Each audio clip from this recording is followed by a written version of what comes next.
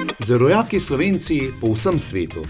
Utrip njihovega vsakdanjega življenja spoznavamo v oddaji Brezmejno.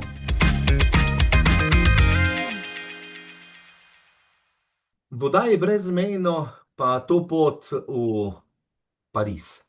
Namreč z nami je Katarina Dovč, učiteljica slovenščine na Državnem francoskem inštitutu za orientalske jezike in civilizacije v Parizu. Katarina, dobrodošli, lep pozdrav. Lepo pozdravljeni. Seveda, nekako se na tako imenovani vaši smeri, ker je diplomski in podiplomski študij slovenščine, če se ne motim, pa izbirni tečaj tudi za začetnike, nadaljevalce, študente slovanskih jezikov, drugih študijskih smeri, tudi podiplomske študente in tudi za zunanje slušatelje, ne? Kar pester nabor izbora učenja slovenščine. Bi nam malce povedali, kaj pravzaprav je vaše, jaz vedno rečem, ni delo, poslanstvo v Parizu in kako to izgleda na tem inštitutu? Ja, torej na Inalku lahko dejansko, to je edina visokošolska ustanova v Franciji, kjer lahko pridobite diplomo iz slovenskega jezika. Je pa res, da je verjetno v zadnjih letih vsekakor bolj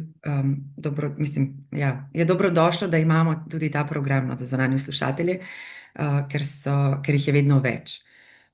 Sicer pa, kot ste povedali, lahko torej študirate slovenščino na dodiplomskem in podiplomskem študiju. Program je res raznolik, torej Inalko ponuja ogromno jezikov in je zato specializiran, torej načeloma je bil ustanovljen za vse jezike, ki torej niso v Zahodnji Evropi, in tja spada tudi slovenščina. Zdaj zraven jezika slovenskega, ki je verjetno za Francoze tako težak, kot je za nas Slovence francoski jezik, ne? Ali pa še težji, seveda tudi k temu dodajate pri poučevanju slovensko kulturo, tradicijo in tako naprej. Je to zanimivo za študente, ki jim predavate? Ja, zdaj tisti, ki se odločijo torej za diplomo, imajo seveda, poslušajo predavanja o civilizaciji, o literaturi, kulturi. Zdaj pri meni imajo zgolj praktične ure jezika, pa en del prevajanja, pa torej konverzacije in tako naprej. Imamo pa še 1, 2, 3 profesorje, ki jih študenti slovenščine srečajo na fakulteti. Dejstvo je, da je, ja, tudi če jim ni zanimivo, so pač to obvezni predmeti. Če študiraš slovenščino, je treba pač določene stvari poznati, in dejansko študenti slovenščine morajo poleg tega, da poslušajo jezikovne predmete, poslušati tudi del zgodovine, torej skupne zgodovine Balkana, Jugoslavije, pač predela, v katerem je slovenščina prisotna. Tako da, koliko jim je zanimivo, težko rečem, jaz upam, da jim je, tudi jaz jih pač teh stvari ne poučujem, tako da ne vem. Ampak vsekakor prihajajo k meni že s kar dobrim znanjem, tako da jaz mislim, da jih to zanima, no. To sem hotel ravno vprašati, kakšno je predznanje študentov, ki se vpišejo recimo na slovenščino? Ja, je zelo raznoliko, eni ne vejo niti, kje Slovenija je, tako da ne, se da to vse naučiti, če te zanima. Je pa res, da nekateri pa ja, imajo pač že neka znanja, neke predispozicije, tudi kakšne vezi, no, s Slovenijo, zelo različni študenti so. Se kdaj pogovarjate s študenti, kaj je pravzaprav bil razlog, da so šli študirati slovenski jezik? Ja, tudi vzroki so zelo različni.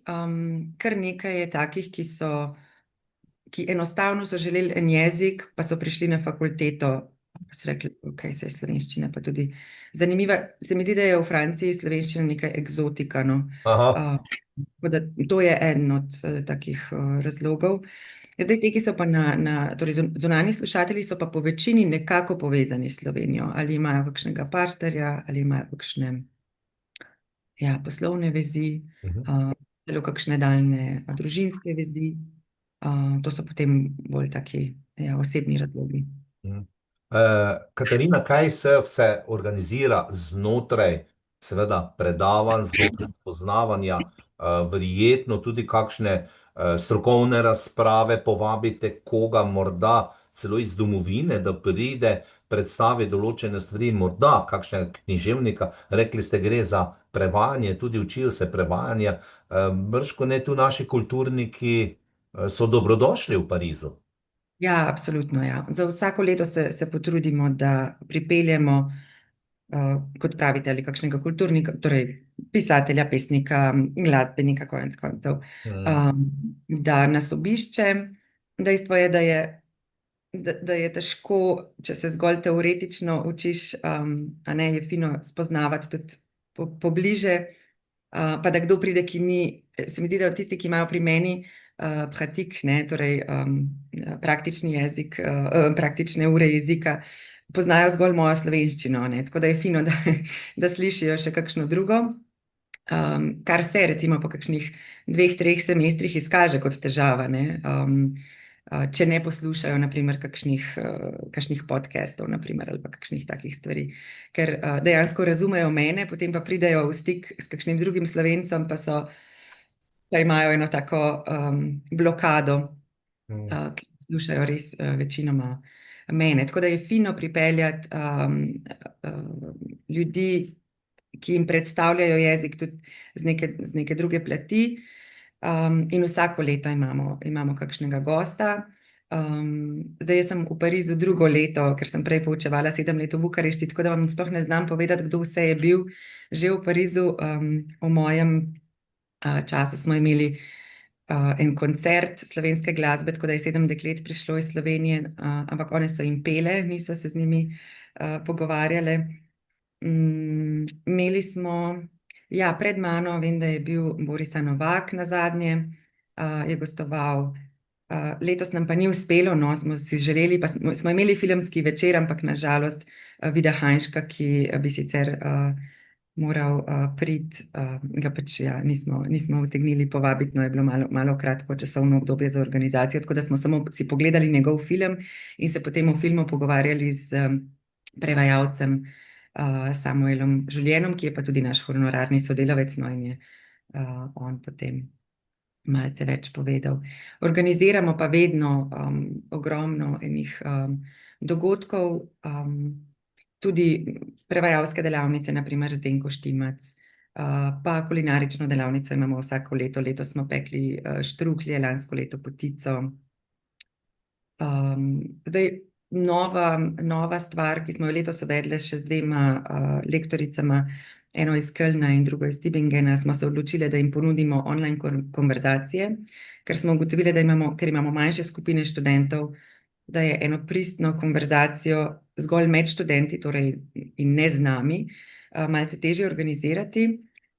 Potem pa, ko smo se skupaj dobile, ne, torej iz 3 lektoratov, pa je nabor študentov malce večji, in se zdaj organiziramo te konverzacije, zdaj smo imeli že 2, ki se izkazujejo za zelo dobrodošle in zelo koristne za vse študente, tako da se zdaj dobivamo enkrat na mesec in na zadnji smo govorili o kratkih zgodbah Maruše Krese, Vsi moji božiči, in je bilo prav prijetno, no, ker se pač dejansko študenti, ki se med seboj ne poznajo in so iz različnih kulturnih okolij, ampak se pa vsi učijo slovenščino, so se torej pogovarjali v slovenščini, no. Tako da to je ena taka novejša pridobitev.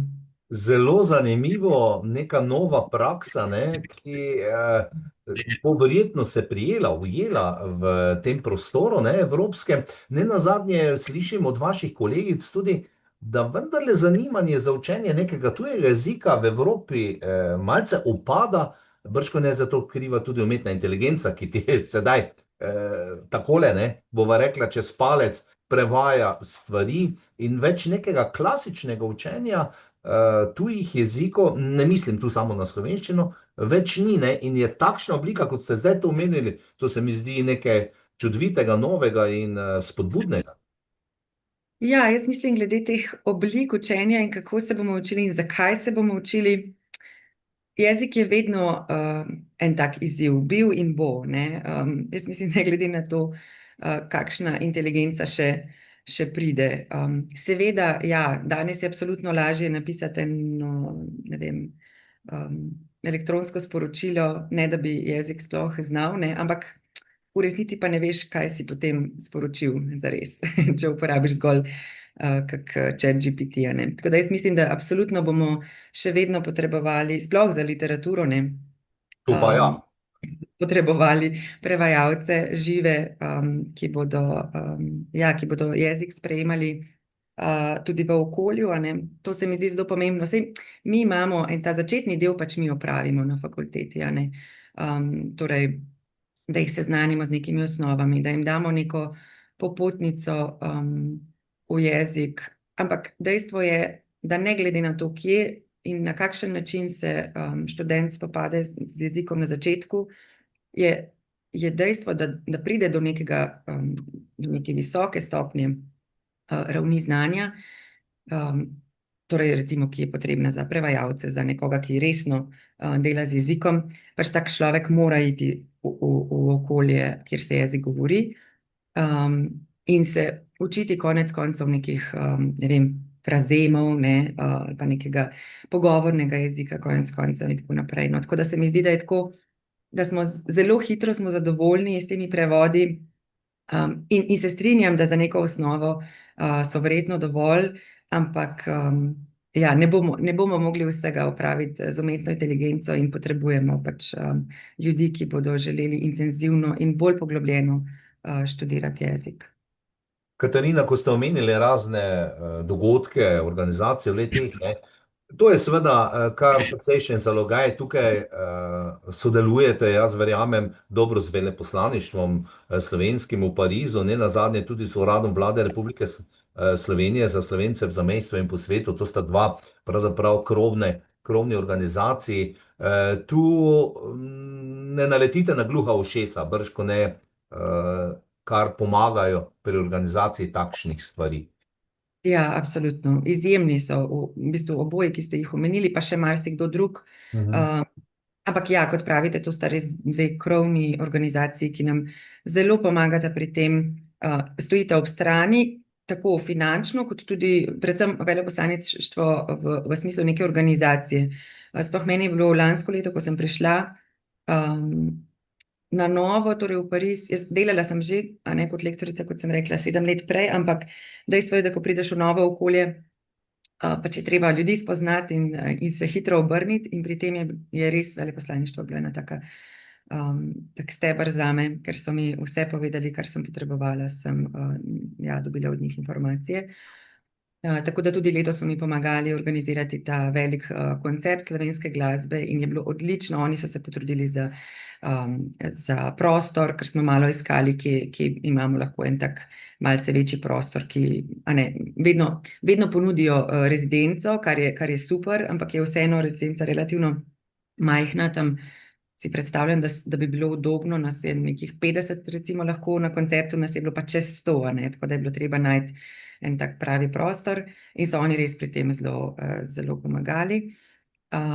Pa vino, na primer, priskrbijo, ki ga jaz zelo težko pripeljem v takih količinah. Ja, v glavnem pri organizaciji so oni res en tak izjemni sodelavec. Urad za Slovence v zamejstvu in po svetu je res nas zelo sliši, no, kaj potrebujemo, predvsem v finančnem smislu zelo dobro podprejo moje ideje glede dogodkov. Potem pa sodelujemo z Mladim Parizom, ki je ena taka manjša sicer organizacija, pač ustanovljena v Parizu.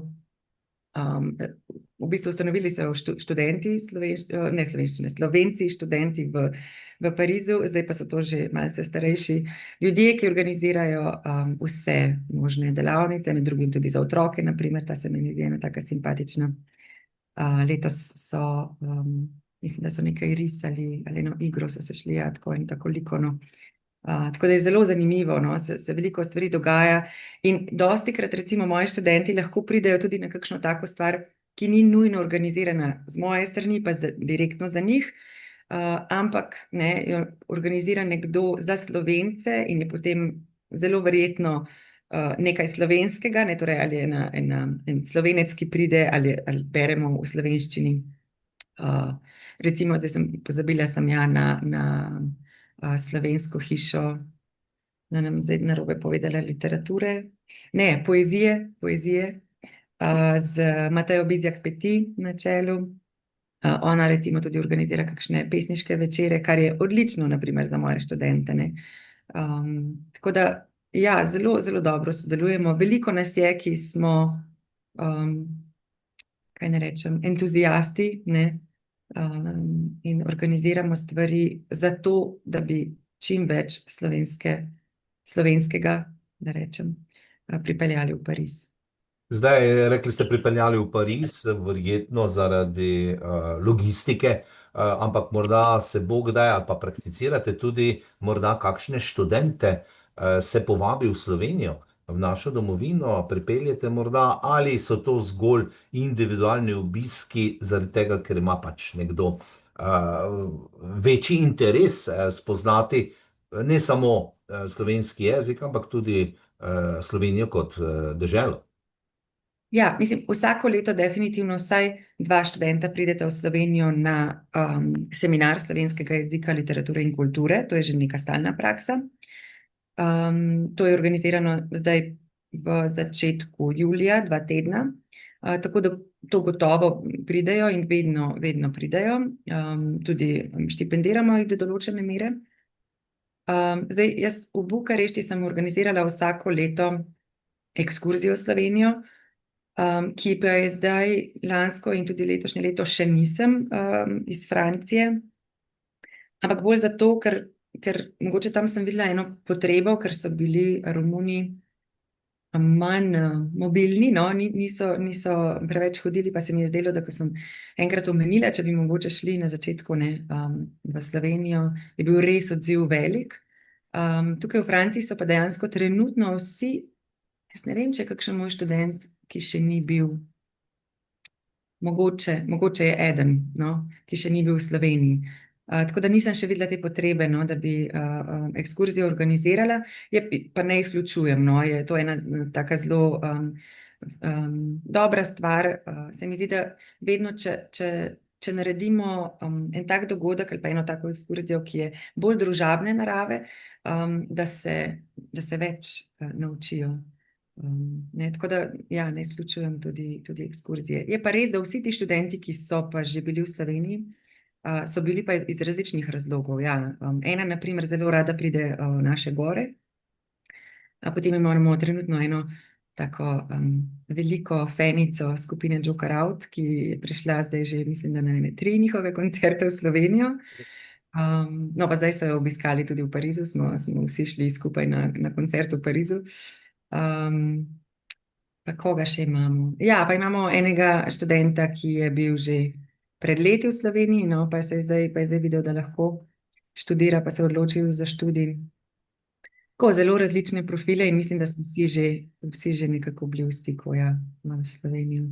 Katarina, prejle ste omenili, če se ne motim, Mladi Pariz, to društvo ali kaj, ne, klubov verjetno ni slovenskih, ker ni toliko izseljencev, ampak to društvo združuje ljudi, ki živijo tam, Slovenci, ki živijo v Parizu že nekaj časa, prirejajo neke skupne dogodke, običajno, jaz predvidevam vsaj ob kakšnem slovenskem prazniku, kulturnem prazniku, Prešernovem dnevu ali pa kaj drugo. In verjetno tam je edina možnost, da se tudi ti študenti, ampak tudi ostali srečajo, predvidevam, ker Slovenci smo potem znani, da pripravimo kakšno zakusko, ne, po kakšni prireditvi, ne, tudi s kulinariko slovensko. Rekli ste, delali ste štruklje, delali ste potico, ampak Slovenci imamo veliko več tega, ne? Ja, res je, ja. Ja, Mladi Pariz je tak, ki organizira, mislim, da tam enih 5-6 dogodkov na leto. Oni so se organizirali, da ne vem, koliko je, 15 let recimo nazaj, bi rekla, kot študenti, ki so študirali pač v Franciji, torej slovenski študenti, ki so študirali v Franciji. Ampak je zdaj to postala ena taka, ja, en tak skupina, pač, ki organizira stvari za Slovence, no, tudi tisti, ki smo malo starejši, smo vedno lepo vabljeni in oni organizirajo, na primer, zdaj smo imeli nazadnje Miklavža. Smo se dobili 5. decembra na predvečer in smo pač bili skupaj in se pogovarjali in smo si voščili vesele praznike in tako naprej. Potem ja, organizirajo vedno en piknik, to je ponavadi junija v Seni. Tam ponavadi ja, prinesemo vsak svojo jed, ki jo pripravimo, ni zdaj nujno slovenska, no, ker včasih za slovenske jedi včasih potrebuješ kakšne konkretne sestavine, ki se v Parizu težje dobijo, no, tako da je treba kaj pripeljati. Ampak recimo ravno, ko sem se o štruklih pogovarjala, jaz sem letos ugotovila, da se da štruklje odlične narediti tudi brez slovenske skute. Malo je treba zimprovizirati, ampak se da, res so bili dobri, smo pa naredili sami no, testo in potem nadev smo malo zimprovizirali, pa so bili res dobri, no, kljub temu, da nismo dobili slovenske skute. Ja, jaz kaj ne rečem, za kulinarično delavnico je vsako leto veliko zanimanje. Jaz jo naredim samo za študente, zato ker to potem počnemo v moji kuhinji in bi težko povabila več kot tistih nekaj ljudi. Moramo še vzpostaviti mogoče kakšno večjo, ja, če bomo našli kakšno večjo kuhinjo, mogoče povabimo vse, tudi o tem smo že razmišljali, no. Ampak kot rečeno že prej, glede prostorov, Pariz je res velik, ogromno stvari se tam dogaja vsak dan, tako da bi dobil en dober velik prostor, se moraš kar zelo, zelo naprej organizirati, tako da, ja, mogoče naslednje leto. Zdaj, Katarina, morda, ko greva na družbeno, društveno, družabno življenje v Parizu, seveda gre za vele mesto, gre za hram kulture v celoti, bova rekla. Recimo, če kakšna društva, kakšna naša slovenska pripotujejo v Pariz, ste kaj v kontakti, se kontaktira ali pa je to povsem neka druga stvar, ko pridejo recimo skupine, organizirane skupine v Pariz? Ponavadi je veleposlaništvo tisto, ki ve, vsaj, mislim, če so obveščeni, ki ve, kdo prihaja in kdaj prihaja. Obstaja seveda še torej, Mladi Pariz, o katerem sva govorila, pa Društvo Slovencev, pa imamo, zdaj sem jaz sodelovala nedolgo nazaj, v začetku decembra z društvom Touraine Slovenije, to je v bistvu francosko društvo, ki združuje ljubitelje Slovenije. Z njimi sem prišla, prosili so me, če bi lahko vodila ene jezikovne delavnice pri njih v Turu. Zdaj, ja, če kdo organizirano pride ponavadi, mislim, dostikrat tudi mene kdo obvesti, no, ampak še vedno je veleposlaništvo tisto, ki je glavno in tudi mi, če recimo mene kdo obvesti, kaj se dogaja, potem jaz veleposlaništvo obvestim, ker veleposlaništvo ima zdaj eno tako odlično prakso newslettera, torej nekih elektronskih obvestil na začetku meseca, kaj vse v povezavi s Slovenijo in slovenščino se v Parizu ali v Franciji dogaja. Tako da načeloma vemo, no, kdo prihaja in kdaj prihaja, ampak je že ta naš newsletter res poln. Tako da je ogromno enih gostovanj, ogromno enih kulturnikov, umetnikov prihaja v Pariz in včasih tudi ne vemo, da pridejo, ker so povabljeni iz različnih francoskih strani in ne nas, ne. Tako da smo veseli, če izvemo pravočasno in da se lahko določenih recimo razstav ali pa predstavitev udeležimo, no. Nismo pa nujno mi neka krovna organizacija, ki bi za vse vedela, ja. Prav je tako. Zdaj bova ravno šla k temu, ne, kaj vse prihajajo tudi Slovenci v Pariz si pogledati, ne, recimo Pariz je četrto najbolj naseljeno mesto v Evropski uniji, ne, 2 letališči, Charles de Gaulle in pa Orly, ne, pa druga najbolj obremenjena podzemna železnica, metro v v Evropi oziroma na svetu, bomo rekla, mislim, da Moskva je bolj obremenjena, čez, mislim, da 5 milijonov se letno prepelje, oziroma dnevno poskrbi več kot 5 milijonov potnikov, ne. Vse to seveda daje na zemljevid Pariz kot velemesto, pa seveda številne znamenitosti. Pa me zanima, takole, Katarina, eh, premalo časa ste v Parizu, da bi si vse tiste najbolj tipične znamenitosti že uspeli pogledati. Vse jaz tako predvidevam, ne, dobro, Eiffelov stolp, Notre Dame, stolnico, pa Montmartre in tako naprej že, ampak Pariz ponuja kopico v urbanističnem in arhitekturnem, če se najprej tega dotakneva, smislu res bogatstvo. Ja, prav imate, ja. Jaz sem v prvem letu praktično vsak dan videla kaj novega, pa sem po eni strani si mislim, da sem videla že ogromno, ampak po drugi strani pa še prav nič. Tako da ne vem vam povedati, mogoče, če se bova čez 5 let pogovarjala, ko bom pravila svoj mandat, koliko mi je uspelo dejansko Pariza videti. Ampak ja, mislim, da torej zdaj sem začela drugo leto, pa nimam občutka. Ja, tudi že po svoji ulici, ko hodim, se mi zdi, da vsakič kaj novega zagledam. Tako da Pariz je res zelo intenzivno mesto. Mislim, da je težko živeti tam eno umirjeno življenje, si ga ne predstavljam, ker je, ja, kot ste rekli, res se ogromno dogaja, veliko je. Jaz hodim z metrojem oziroma z RER-om, no, v službo. In ja, že iz enega konca na drugega, sicer je hitro, no, nič ne rečem, ne, to je v 40 minutah si na drugem koncu, ampak je kar intenzivno. Ja, je kar intenzivno in se mi zdi, da če bi želel človek res, če prideš tja na nek tak študijski dopust, ne, potrebuješ kar nekaj časa, da vse prehodiš, oziroma sploh ne vem, če se da vse prehoditi, ker sem že jaz veliko prehodila, pa se vsakič znajdem v nekem novem predelu, ki ga še nisem videla. No.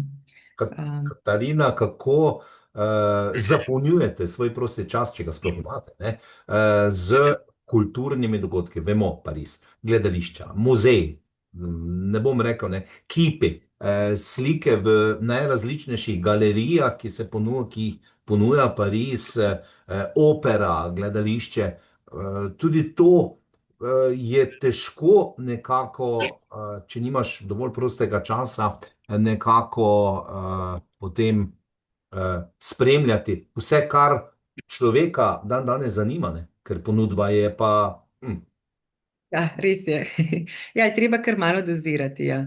Ampak sem si pa šla res že ogledati ogromno enih razstav, predvsem s tem, ker sem zaposlena na inštitutu, torej v bistvu ima status visokošolskega zavoda, imam eno tako kartico, ki odpira vrata marsikam, no, tako da to je ena dobra lastnost tega, da delaš kot profesor v Parizu, ker so določeni muzeji oziroma tudi določene razstave, ki so na novo odprte, dostopne zastonj. Tako da grem tudi, velikokrat grem študenti si pogledati kakšne stvari.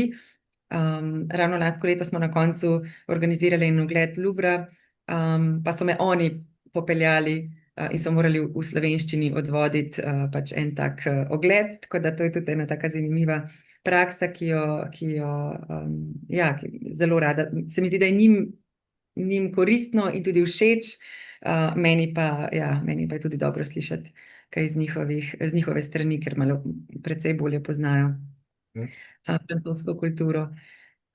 Je pa res, no, da je ogromno sem že videla enih gledaliških predstav, pa opera mi je zelo ljuba, ampak je tudi težko, precej je treba naprej planirati v Parizu, zato ker so karte, če pač ne planiraš, zelo drage.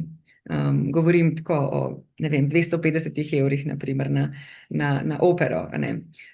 Če si pa zgoden, a ne, če si pa dovolj kmalu se organiziraš, je pa to lahko potem ena taka normalna cena, no, ki se jo da plačati.